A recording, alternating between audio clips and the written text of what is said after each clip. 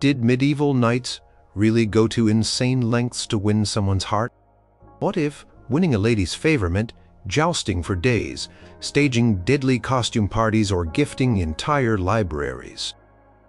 We are talking about the period between 1100 and 1500, when courtship went gloriously over the top. Number 1. The Pas de l'Argue d'Or and the Grand Welcome for Margaret of York. The year was 1468. The place was Bruges, in the Duchy of Burgundy. A grand event was about to unfold, one that would cement the union between Charles the Bold, Duke of Burgundy, and Margaret of York, sister to King Edward IV of England. This was not just a wedding. It was a carefully orchestrated spectacle, a demonstration of Burgundian power, wealth, and chivalric devotion. The heart of the weeks-long celebration was a jousting tournament, unlike any other, known as the Pas de l'Arbre d'Or, or the Passage of the Golden Tree. It was less about actual combat and more about a magnificent display of courtship, honor, and loyalty for the new Duchess. Preparations for Margaret's arrival and the subsequent festivities began months in advance. The Duke's court, already renowned across Europe for its opulence, spared no expense. Master craftsmen were engaged to construct elaborate sets. Tailors worked tirelessly on thousands of costumes, and chefs planned banquets that would stretch over days. The city of Bruges itself transformed into a canvas for this grand display. Streets were cleaned and decorated, banners bearing the ducal arms and Margaret's personal symbols fluttered from every window. Tapestries depicting chivalric tales and allegories of love and virtue hung from the facades of important buildings. The centerpiece of the Pas de l'Arbre d'Or was a massive, artificial tree crafted with incredible detail. This was not just a tree. It was a work of art, standing tall in the main square of Bruges, its branches stretching wide, adorned with shimmering gold leaf and intricate carvings. From its sturdy boughs hung 34 emblazoned shields, each representing a knight who intended to participate in the jousts. These shields bore the personal devices and colors of the knights, a vibrant array of heraldry that gleamed in the sunlight. Each shield also had a small bell attached, which challengers would ring to signal their desire to joust with the knight whose shield they selected. This was a direct challenge, a public declaration of skill and bravery, all undertaken under the watchful eye of the new Duchess. The jousting grounds themselves were marble. They stretched for a considerable distance, enclosed by ornate wooden barriers painted in the ducal colors of red, white, and gold. Raised viewing platforms, draped with the finest silk and velvet, were erected for Margaret, Charles, and the most esteemed members of their court. These platforms offered an unobstructed view of the action, allowing the Duchess to witness every lance break and every gallant charge. Ground of the lists was carefully prepared, raked smooth to provide a consistent surface for the thundering hooves of the destriers. On the appointed day, the air in Bruges was electric. Crowds gathered early, eager to witness the spectacle. Heralds, dressed in their tabards of office, emblazoned with the ducal arms, moved through the city, blowing trumpets and proclaiming the rules of the Pas de l'Arbre d'Or. Their voices boomed through the narrow streets, announcing the challenges and the names of the illustrious participants. The sound of trumpets and drums filled the air, a constant fanfare that built anticipation. Margaret of York made her entrance into the jousting arena in a procession that was a spectacle in itself. She was accompanied by a vast retinue of ladies-in-waiting, all dressed in gowns of rich fabrics and vibrant colors, their head dresses towering and adorned with jewels. Margaret herself wore a gown of shimmering silver brocade embroidered with pearls and precious stones, her train held by pages. A jeweled coronet rested upon her head, sparkling in the sunlight. Her presence transformed the joust from a mere athletic contest into a grand theatrical performance, a direct address to her as the honored guest and the new Duchess. The jousting began with great pomp. Night after night, entered the lists, their armor polished to a brilliant sheen, reflecting the light. Each knight's destrier, a powerful warhorse, was equally bedecked its caparison, the decorative cloth covering, matching the knight's colors and bearing their personal device. The ground trembled as the horses thundered down the lists, carrying their armored riders towards each other. Lances, long and made of sturdy wood, were held steady, aimed at the opponent's shield or helmet. Crack of splintering lances echoed through the square, followed by gasps and cheers from the assembled spectators. Each joust was a test of skill, strength, and courage. Knights aimed to unhorse their opponents, or at least break their lances cleanly on the opponent's shield. The sound of metal clashing against metal, the grunt of effort from the riders, and the occasional clang of a knight falling to the ground were all part of the raw drama. The Duke Charles, the Bold, himself a formidable warrior, watched intently from his own richly adorned platform, his expression often stern, sometimes breaking into a smile as a particularly impressive pass was made. He observed the knights, many of whom were his vassals and allies, displaying their prowess in honor of his new wife. One particular knight, Adolphe of Cleves, Lord of Ravenstein, acted as the pillar of the paths, the main challenger around whom the tournament revolved. He was always present, ready to accept any challenge. His armor was especially elaborate, featuring gilded details and plumes. He represented the host upholding the honor of the court and the duke.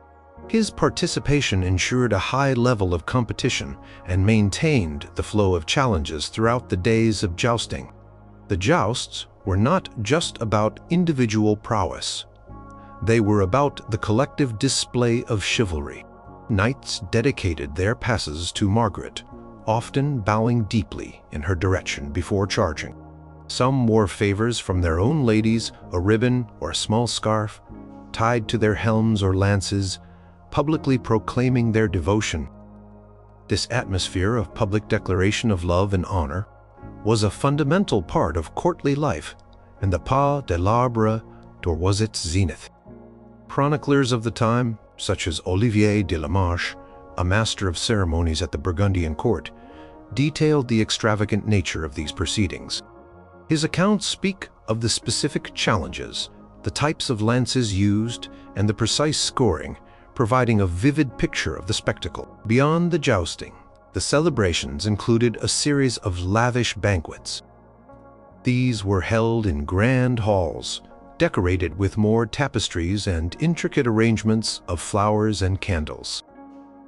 Tables groaned under the weight of an astonishing variety of dishes prepared with exotic spices and presented in elaborate edible sculptures. There were roasted peacocks, often re-feathered for presentation, and swans, presented with great ceremony. Fine wines flowed freely, served in goblets of silver and gold. Minstrels played lutes and harps, their music filling the halls with melodies both lively and melancholic. Troubadours recited epic poems of chivalry and courtly love, their voices captivating the assembled nobles. The banquets also featured entremets, or elaborate theatrical performances presented between courses. These were not simple plays. They were often highly allegorical and intricate, sometimes involving living animals, mechanical figures, and moving sets. One such entremet at the Burgundian court might depict a knight rescuing a maiden from a dragon, or a procession of allegorical figures representing virtues like valor and loyalty. These performances served as further entertainment and as a reinforcement of the chivalric ideals that permeated the entire celebration. As the days of the Pas de l'Arbre d'Or progressed, the intensity of the jousts did not wane. Each morning, the bells on the golden tree rang out as new challenges were issued. Knights, even those who had suffered minor injuries the day before, returned to the lists, driven by honor and the desire to impress. The Duchess Margaret was always present, her gaze fixed on the action, her reactions observed by the court. She would sometimes nod in approval or offer a slight smile, gestures that were interpreted as immense encouragement by the knights. The final day of the Pas de l'Arbre d'Or culminated in a grand ceremony where prizes were awarded. The knights who had performed with the most skill and courage were honored. The victors received valuable gifts such as jeweled rings, golden chains, or exquisitely crafted pieces of armor. These prizes were often presented by Margaret herself, a moment of direct interaction that served as the ultimate recognition of their gallantry. The cheers from the crowd were deafening, a testament to the appreciation for the spectacle and the chivalry displayed. The Pas de l'Arbre d'Or was a tremendous display of courtship, not just for Charles the Bold towards his new wife, but for the entire Burgundian court. It showed Margaret that she was entering a realm of unparalleled splendor, where honor, courage, and extravagant display were paramount. It was a visual and auditory feast, a week-long declaration that her arrival was an event of immense significance, celebrated with the utmost devotion and magnificence that the richest court in Europe could muster. The memory of this event lingered in the minds of those who witnessed it, a testament to the lengths medieval nobility would go to mark a union and showcase their devotion through public spectacle. Number 2. King Edward III's Grand Pursuit of the Countess of Salisbury. In the mid-14th century, the court of King Edward III of England was a bustling center of chivalry, warfare, and grand romantic gestures. Edward, a powerful and ambitious monarch, was known for his military prowess and his dedication to the ideals of knighthood. He established the Order of the Garter, the most prestigious order of chivalry in England, a direct reflection of his commitment to these ideals. However, alongside his military campaigns and political maneuvers, Edward also engaged in a display of personal courtship that captured the attention of his court and beyond. His very public infatuation with the Countess of Salisbury. The lady in question was Joan, Countess of Salisbury, born Joan of Kent. She was renowned for her exceptional beauty and her wit. She was also, crucially, a married woman, a fact that made the king's attentions all the more scandalous and therefore, in some circles, all the more intriguing. The king's pursuit of the countess was not a secret affair. It was an open display of desire from the highest echelons of power, unfolding in the public eye of the court. Chroniclers of the time, including Jean Froissart, a highly regarded contemporary historian, detailed these events with relish, providing vivid accounts of the king's persistent efforts. The story begins in 1341, when King Edward III was engaged in military campaigns against the Scots. William Montague, the Earl of Salisbury, was away on royal business, a mission that left his wife, the Countess, somewhat vulnerable. During this period, the castle of Wark, which belonged to the Earl and Countess, was besieged by the Scottish forces. The situation was dire, and the castle, along with the Countess within it, was in danger of falling. Edward, learning of the siege, swiftly rode to its relief, displaying his military leadership and a personal interest in the fate of the castle and its inhabitants. When Edward's forces arrived, the Scots lifted the siege, and the king entered Wark Castle as a liberator. It was here, within the castle walls, that Edward first encountered the Countess of Salisbury in person.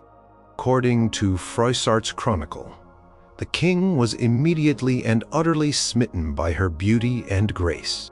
He found himself captivated by her presence, by her elegant demeanor and her charming conversation. This was not a subtle attraction. It was an overwhelming fascination that the king made little effort to conceal.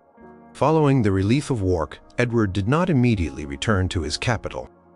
Instead, he chose to linger at the castle, prolonging his stay under the pretext of discussing military matters and strategizing.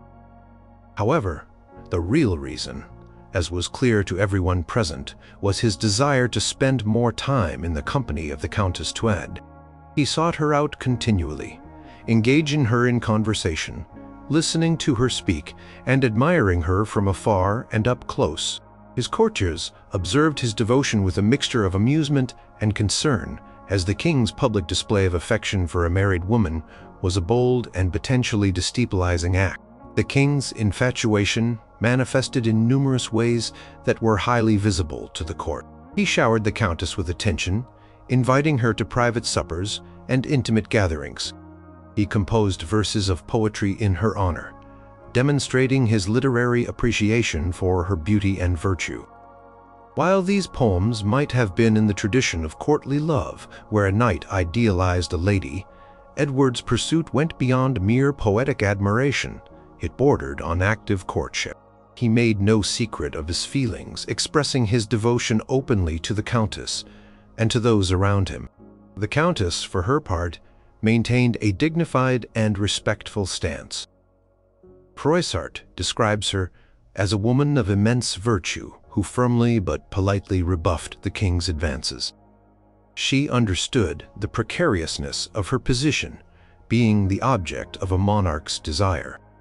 She acknowledged his high regard, but consistently reminded him of her marital vows and her honor.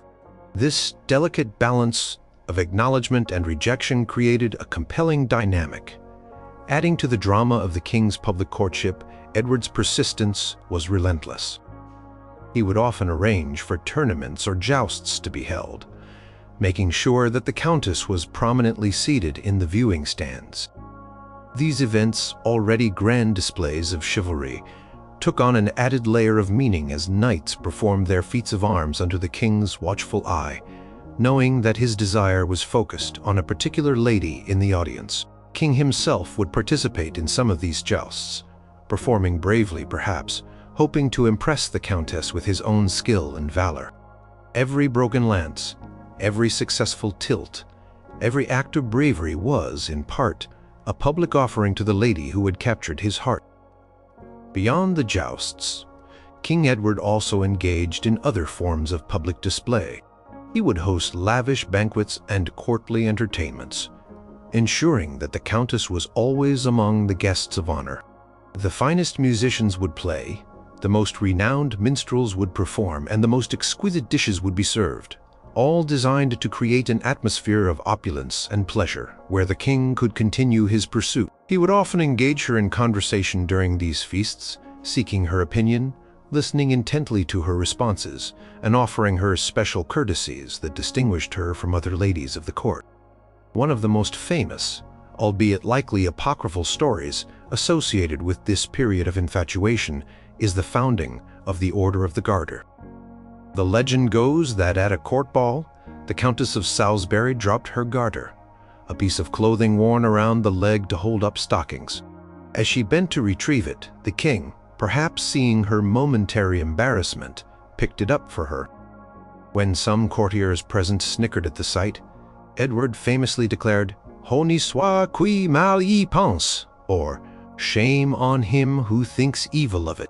This phrase became the motto of the Order of the Garter, founded shortly thereafter. While this story may be more legend than fact, its persistence speaks volumes about the public perception of Edward's deep devotion to the Countess and his willingness to defend her honor, even if it meant challenging societal norms.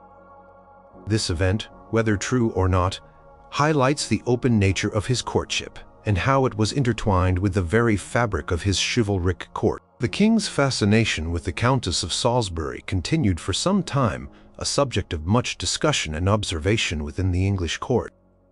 His behavior, while perhaps unconventional for a monarch, underscored the power of courtly love ideals that permeated medieval aristocratic society. It was a time when a king, despite his immense power, was expected to demonstrate refined appreciation for beauty and an ardent, if not always successful, pursuit of a lady's favor, even if that lady was already married. The king's personal feelings were put on public display, a spectacle for all to observe, discuss, and interpret. Ultimately, the Countess of Salisbury did not succumb to the king's advances. She remained steadfast in her commitment to her husband and her own virtue. This refusal, however, did not seem to diminish the king's respect for her. If anything, it solidified her reputation as a woman of exceptional character. The public display of his pursuit, the jousts, the banquets, the poems, all served to highlight the lengths to which a powerful king would go to express his profound admiration and desire for a woman, making it one of the most vivid and discussed courtship displays of the medieval era. It was a grand personal drama, played out on the stage of the royal court, witnessed and recorded for posterity. Number 3. The Bal des Ardents and the Deadly Masquerade of King Charles VI. The year was 1393, and the French court, despite its internal divisions and the king's growing mental instability, remained a hub of lavish entertainment and display. The occasion was a wedding celebration for a lady-in-waiting to Queen Isabeau of Bavaria, a minor noble but still a member of the royal household. Weddings, even those of lesser rank, were often opportunities for grand feasts, dances, and spectacles at the court of King Charles VI. This particular event, however, would go down in history for a reason far more dramatic and tragic than any planned entertainment. It was the night of the Bal des Ardents, or the Ball of the Burning Men, a display of courtship and entertainment that went terribly wrong, highlighting the extreme and often dangerous nature of medieval courtly revelry. King Charles VI, often referred to as Charles the Mad, due to his intermittent bouts of severe mental illness, was paradoxically also a patron of lavish courtly life when in his periods of lucidity. He enjoyed masquerades and elaborate games, which were a popular form of entertainment among the nobility. For this wedding feast, the king and several of his closest companions decided to surprise the guests with a special performance, a masquerade that was meant to be both thrilling and comical.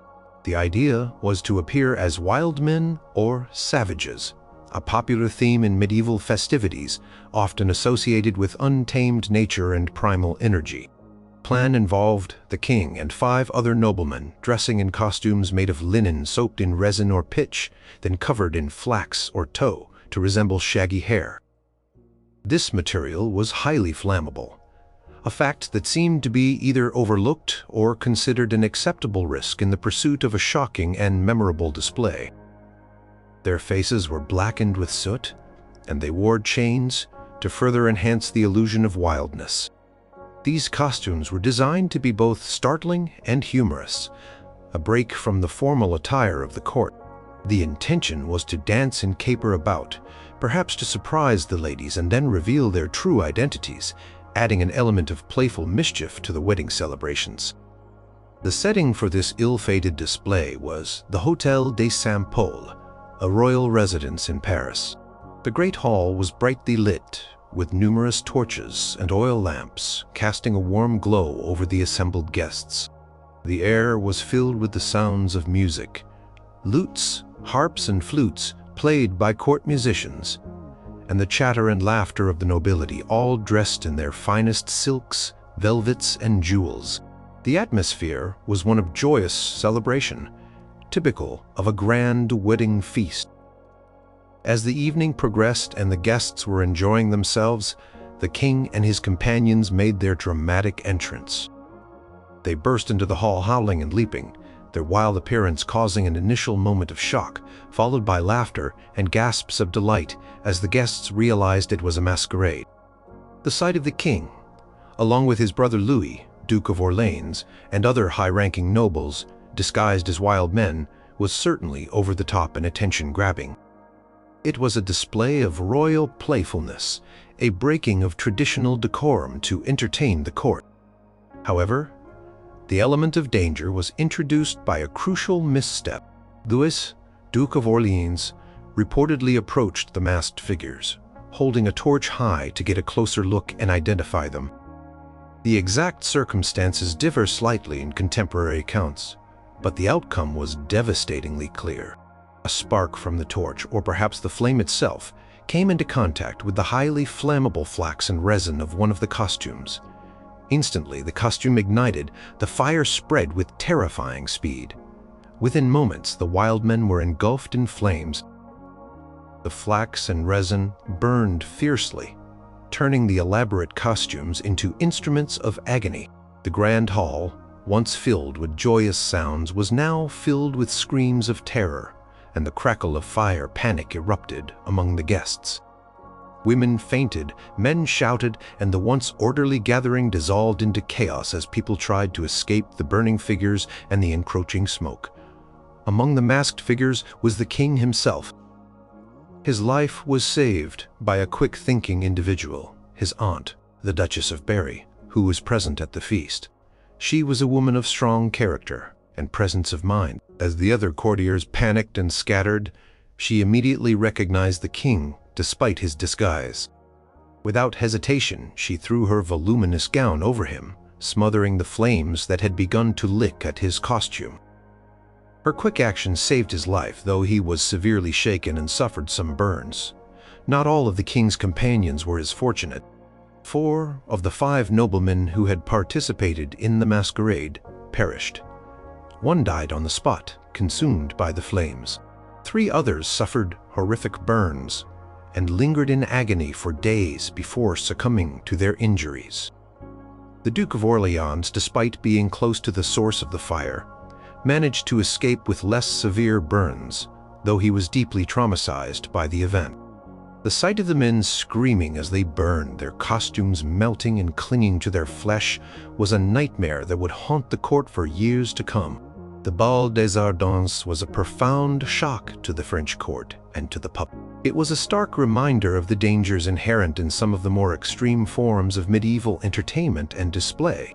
King, already prone to episodes of mental illness, was deeply affected by the trauma of the event.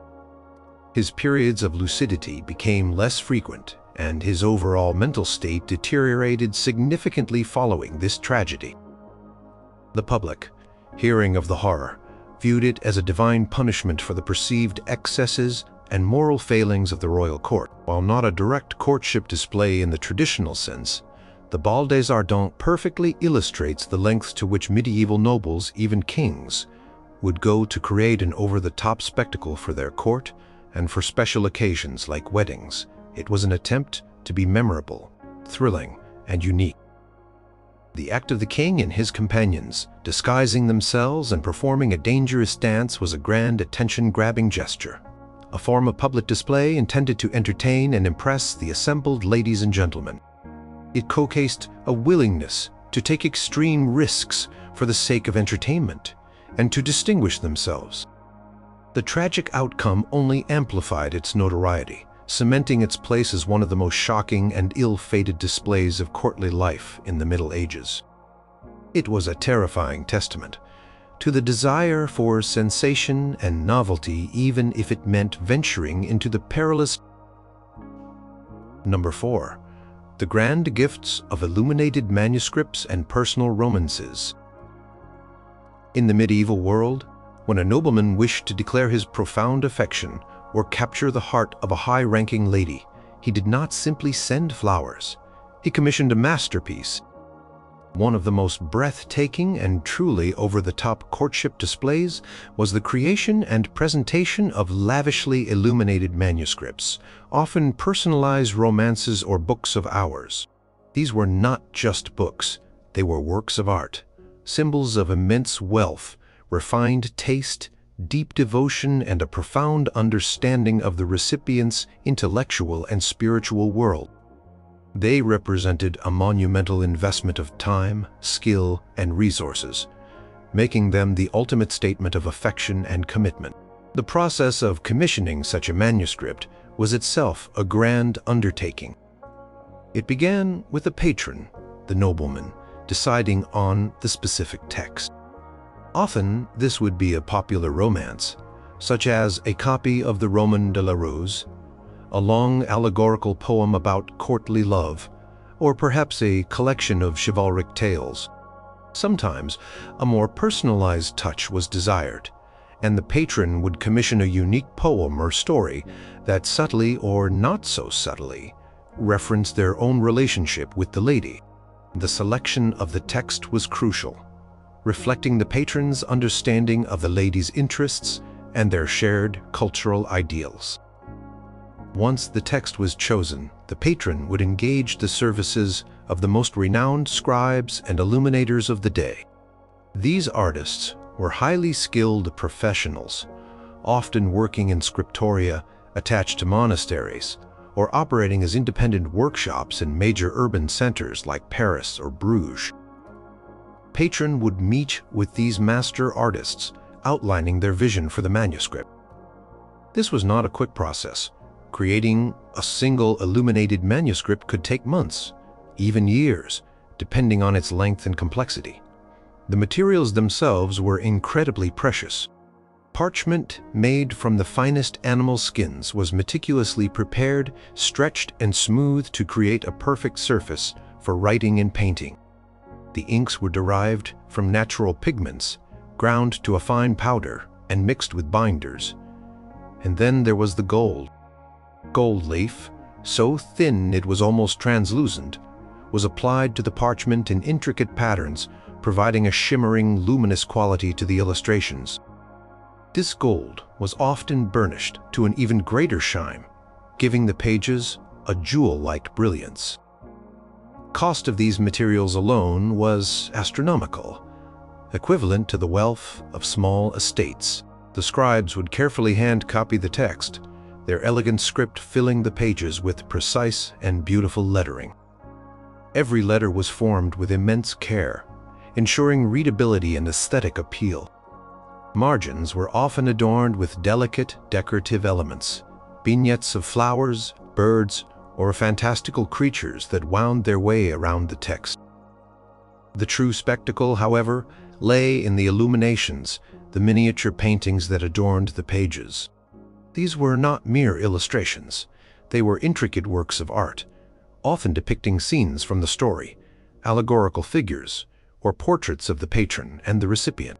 The illuminators would use a vibrant palette of colors, layering pigments to create depth and texture. Particularly luxurious manuscript might feature dozens, even hundreds, of these miniature paintings, each a small window into a richly imagined world.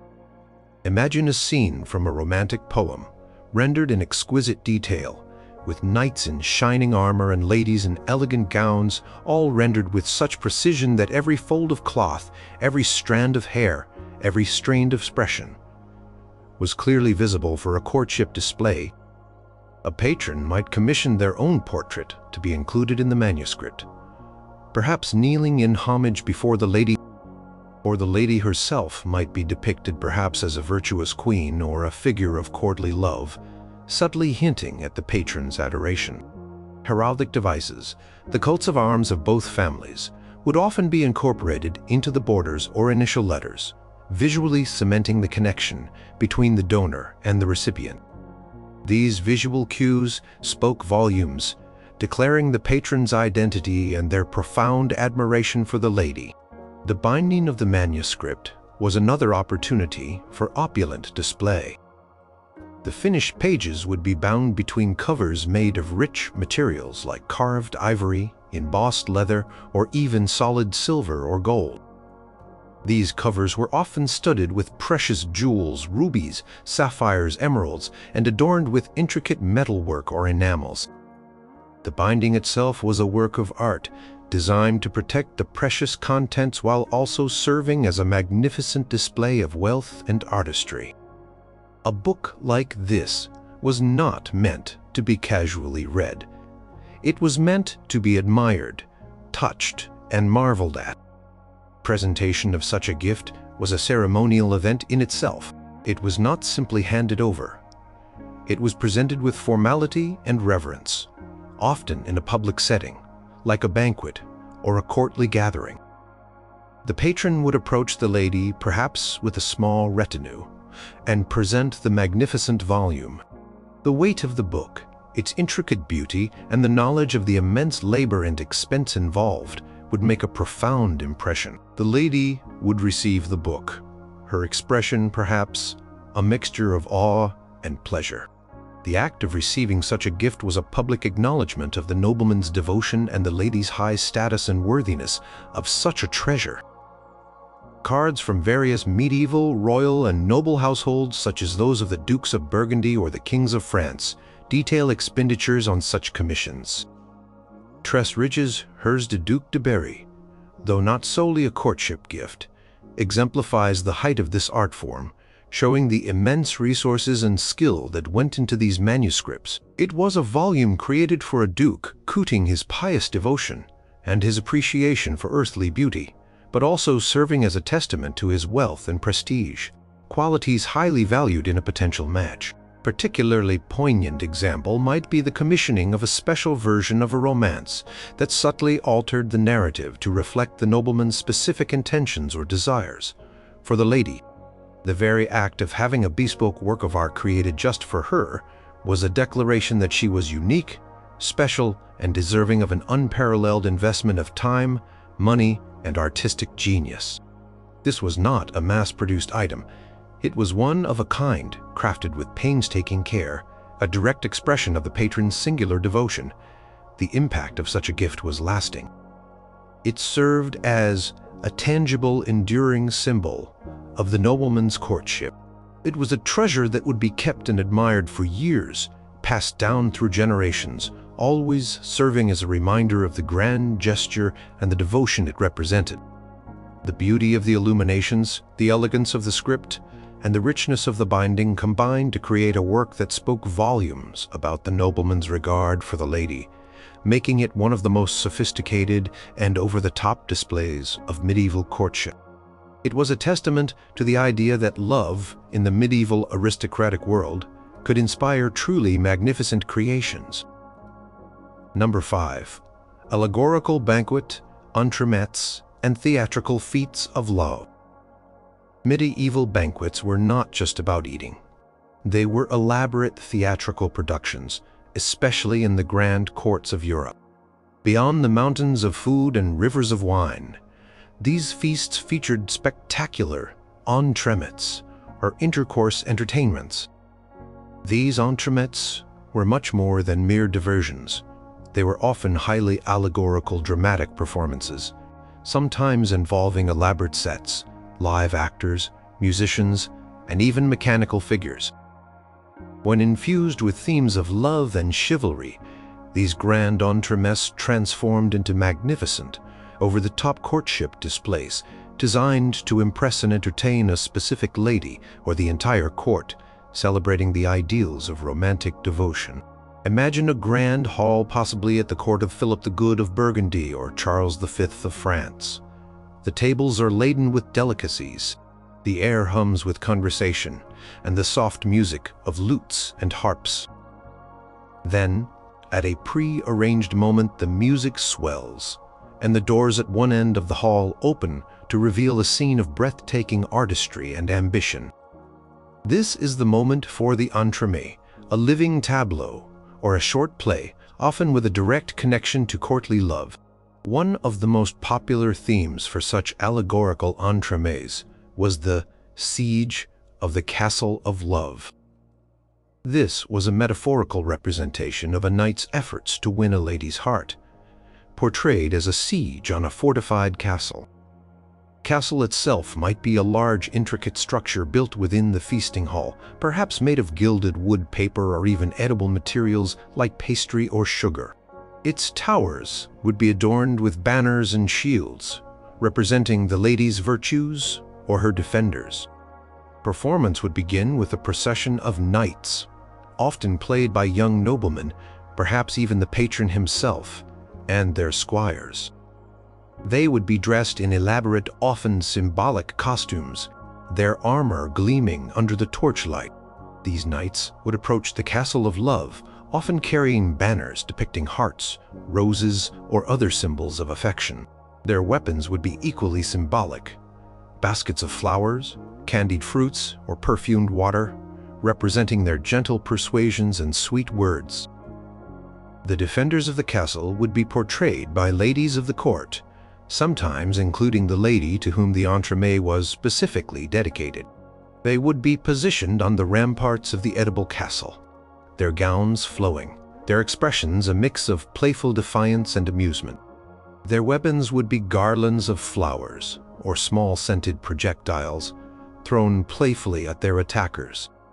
The interplay between the attacking knights and the defending ladies was a graceful dance of flirtation and symbolic conquest.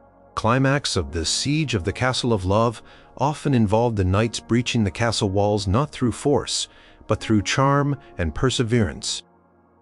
They would symbolically capture the ladies not with violence, but with poetic vows or the presentation of a symbolic gift, like a single rose or a jeweled token. The performance would conclude with a joyful dance or a song, celebrating the triumph of love and the reconciliation of the lovers. The entire spectacle was a public declaration of the power of courtly love and a highly elaborate compliment to the assembled ladies, particularly the one for whom it was staged. Another type of allegorical entremet involved a nobleman performing a symbolic quest or vow for a lady. For example, at the Feast of the Pheasant in Lille in 1454, hosted by Philip the Good, Duke of Burgundy, while primarily a political gathering to vow for a crusade, featured an array of extravagant entremets that reinforced chivalric and romantic ideals. During one entremet, a mechanical lion ridden by a knight entered the hall, drawing gasps of wonder from the guests. The knight then proceeded to make a solemn vow related to chivalric action, often dedicating his future deeds to the honor of a lady. This fusion of public vow and dramatic performance was a powerful statement. The scale and complexity of these entremets were astonishing. Master craftsmen, engineers, and artists were employed to create the intricate sets and mechanical figures. Sometimes, entire landscapes would be recreated within the hall, complete with flowing water, artificial trees, and even live animals. Musicians would provide a continuous soundtrack, their instruments weaving a tapestry of sound that enhanced the dramatic effect. Actors, sometimes professional players, sometimes members of the nobility themselves, would deliver lines of poetry or engage in mimed performances. Cost of these productions was immense, reflecting the patron's desire to showcase not only his wealth, but also his artistic sensibility and his profound appreciation for the ideals of courtly love. These entremets were not just static displays, they were interactive. Guests were not merely passive observers. Their reactions, their gasps, their laughter, their applause were part of the performance. The lady for whom the entremet was staged would be seated in a place of honor, her reactions carefully observed by the entire court. Her subtle smiles, her blushes, or her nods of approval were the ultimate reward for the patron and the performers. The entire event was a conversation between the patron, the artists, and the audience, a public dialogue about love, honor, and beauty. Chroniclers of the time, such as Jean Froissart and Olivier de la Marche, frequently described these banquet entremets in their works. They would detail the costumes, the props, the allegorical meanings, and the reactions of the guests. These accounts provide a fascinating glimpse into the cultural importance of such performances. They reveal how medieval courtship extended beyond mere personal gestures and into the realm of grand theatrical spectacles that engaged the entire court and celebrated the romantic ideals of the era.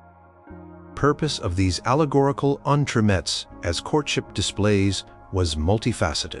They allowed a nobleman to publicly declare his devotion in a grand and memorable fashion.